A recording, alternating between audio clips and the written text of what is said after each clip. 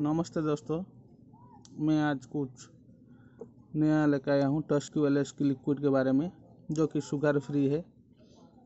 ये खांसी के लिए बहुत अच्छा सिरप है। ये आपका जो कॉम्पोजिशन है लिवोसेटाबोन, एम्ब्रोक्सल, हाइड्रोक्लोराइड एंड गुइफेसेशन सिरप, जो इसका जो कॉम्पोजिशन है,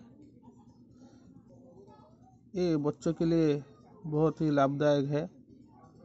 बच्चे की जो बलगम वाली खांसी होती है, ये आप दे सकते हैं। ये आप जो डॉक्टर को दिखा के आपको देना पड़ेगा, क्योंकि एज के अनुसार इसके दवा का डोज दिया जाता है।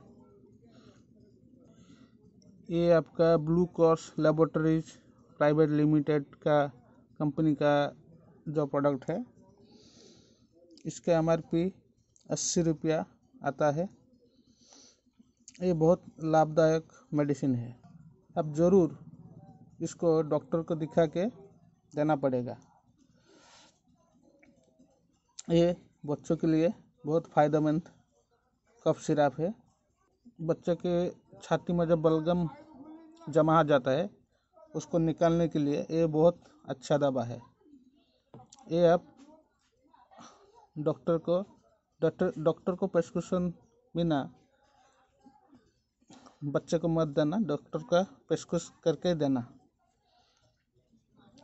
मैं YouTube का नया एक चैनल खोला हूँ।